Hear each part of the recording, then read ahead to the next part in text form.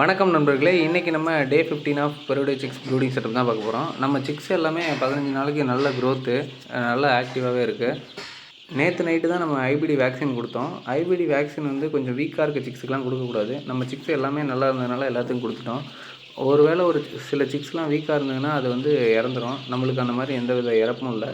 உங்கள் சிக்ஸ் ஏதாவது வீக்காக இருந்தால் அதுக்கு எதுவும் வேக்சின் கொடுக்காதீங்க. அப்புறம் நம்ம வழக்கம் போல் ட்ரிங்கர் ஃபீடர் எல்லாத்தையும் க்ளீன் பண்ணிவிட்டு புதுசாக தண்ணி வச்சிடலாம். அதுக்கு முன்னாடி நம்ம அந்த நாரை வந்து கிண்டி விட்டுக்கலாம். கிண்டி விடலன்னா வந்து ஹெவியாக ஸ்மெல் அடிக்க ஆரம்பிச்சிடும். ஏன்னா 15 நாளுக்கு அப்புறம் எச்சம் நிறைய போகும். நம்ம காலையில் ஃபஸ்ட்டாக வந்து சாக்கை விரித்து விட்டு அதில் வந்து பிளாக் சோல்ஜர் ஃப்ளையை தான் ஃபஸ்ட்டு கொடுப்போம்.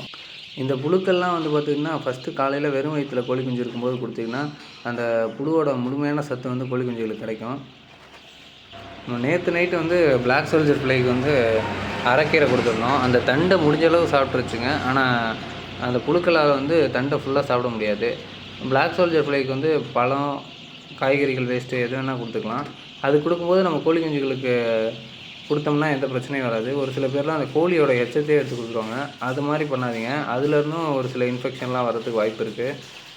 நம்ம இந்த புழுவை சாக்கில் அள்ளி போட்டு கொஞ்சம் தூரம் தள்ளி போயிட்டு வந்தோம்னா எல்லா கோழி குஞ்சுகளும் சாக்கில் வந்து ஃபாஸ்ட்டாக சாப்பிட ஆரம்பிச்சிடுவாங்க.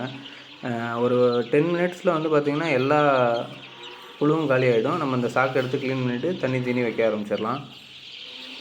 முடிஞ்ச அளவுக்கு நம்ம கோழி குஞ்சுகளுக்கு 20 நாளைக்கு வரைக்கும் ப்ரீ ஸ்டார்டர் கொடுக்குறதே நல்லது. ஏன் 1 மாதம் வரைக்குமே ப்ரீ ஸ்டார்டர் கொடுக்கலாம். ஆனால் நிறைய ஊர்களில் வந்து ப்ரீ ஸ்டார்டர் கிடைக்கிறதில்ல. அதனால தான் ஸ்டார்டர் கொடுக்குறோம். நான் ஈரோட்டில் ஒரு மூட்டை ப்ரீ ஸ்டார்டர் ஆர்டர் போட்டிருந்தேன். அதுவுமே எனக்கு நாளைக்கு முடிஞ்சிடும். நான் 17ஆவது நாள்லேருந்து நானும் வந்து ஸ்டார்டர் தான் கொடுக்கணும்.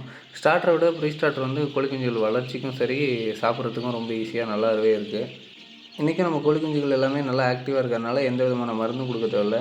பச்சை தண்ணி வச்சாலே போதுமானது. உங்களுக்கு கோழி குஞ்சு ப்ரூடிங் செட்டப்பில் ஏதாவது டவுட் இருந்தால் கீழே கமெண்ட்ஸில் சொல்லுங்கள். வீடியோ பிடிச்சிருந்தால் ஒரு லைக் கொடுங்க. மறக்காமல் ஸ்ரீராம் பிரைமை ஃபாலோ அண்ட் சப்ஸ்கிரைப் பண்ணிக்கோங்க. நன்றி, வணக்கம்.